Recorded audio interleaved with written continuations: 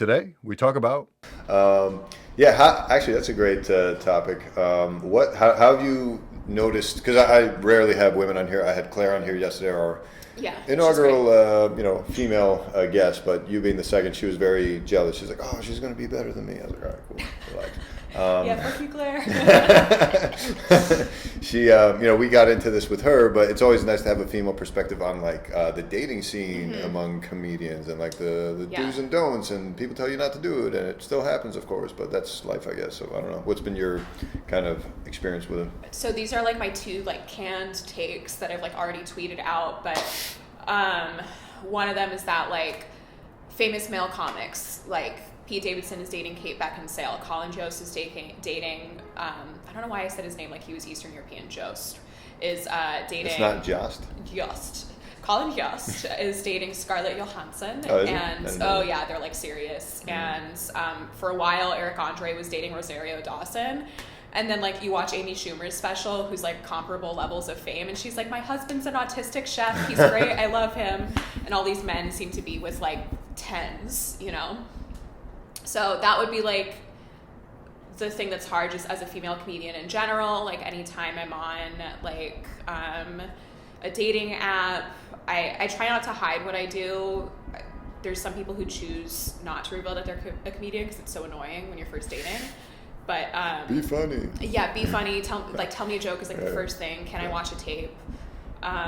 It's like no. It's like I don't ask you if I can see one of your butt videos if you're doing gastroenterology, whatever.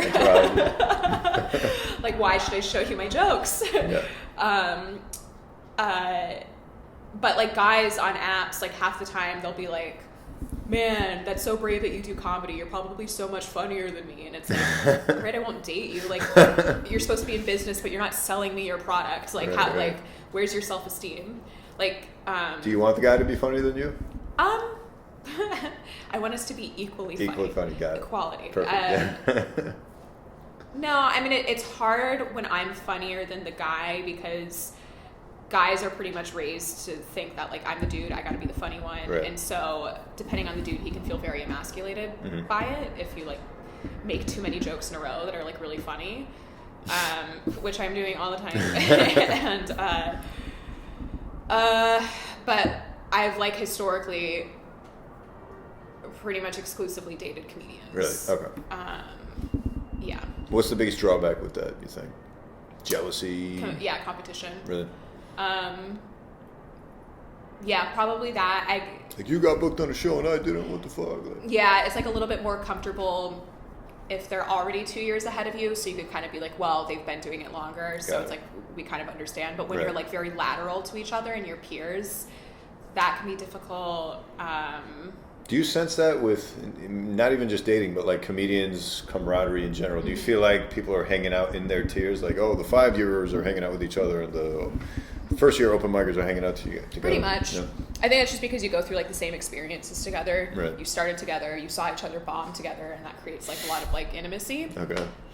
And then, yeah, it's like, do seniors hang out with freshmen? Sometimes, Yeah. but not all the time. Makes sense.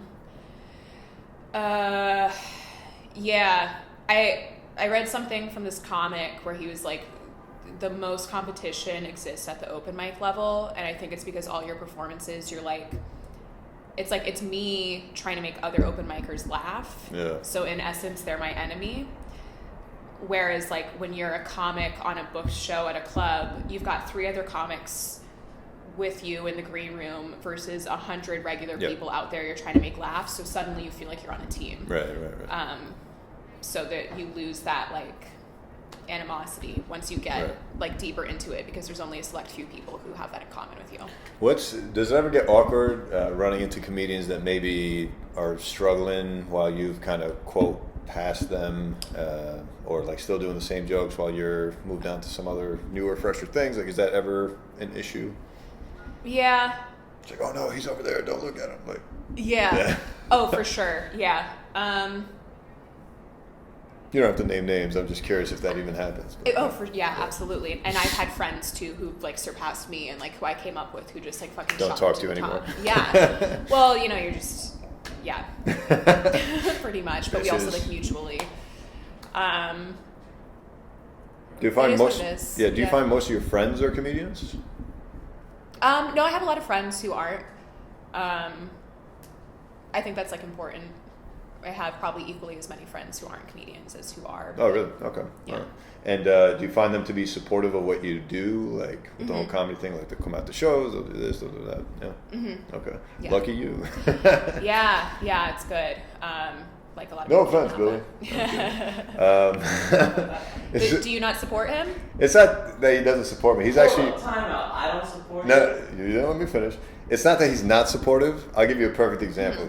I'm so glad he's here. So he's been one of the more supportive of my friends because, I was the one that like decided to cut away from this whole like doctor and math science shit to do the more creative stuff. And so they're all looking at me like, what the fuck is wrong with this guy, right? And it's fine that that's not their interest, but it is very lonely, And so luckily Billy here has been a lot more proactive compared to my other friends. Be like, oh, I would love to work in a video with you, or let's do this or do that. Usually never pans out because he's got a hectic schedule and I'm doing whatever. But one time I remember in particular, he was like, I got this idea for this video. It was like he wanted to do like a restaurant food review or something. And he's already dying laughing. So in my head, I'm already because I make so many YouTube videos and I've been like doing this for a couple of years now.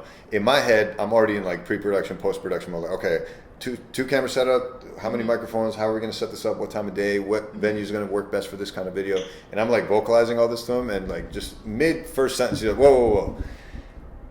Sounds like a lot of work. I don't want to do this anymore. Like that. The point that I think that you're it's not even fun anymore. I don't want to do You this. took the fun out of Yeah, it see? immediately. That's what's hard about comedy. But the thing is, I had no problem doing all of that, but he was already stressing about the post-edit and all this stuff. He took the fun right out of it, and I was like, alright, like, never mind. It's just like, he kind of just ruined it really quickly. Yeah. Yeah, very quickly. Not Like, to say I immediately. don't want to do it. And I like how you didn't bring up the other one where I sent you like a full detail of lyrics and song of the parody I wanted to do, and you just never got back to me. I did. I was like, dude, come on down. Let's do this. And you're like, all right, cool. Bullshit. Anyway. Because I knew you were going to use this argument again, and I came prepared, and I did all the work, and it still didn't show up. So I was like, okay, I see how See, yeah, he incrementally makes better steps to be helpful. Or Rome wasn't built in a day. yeah. Okay? Yesterday, I tried to film a open mic documentary, like day in the life of an open mic.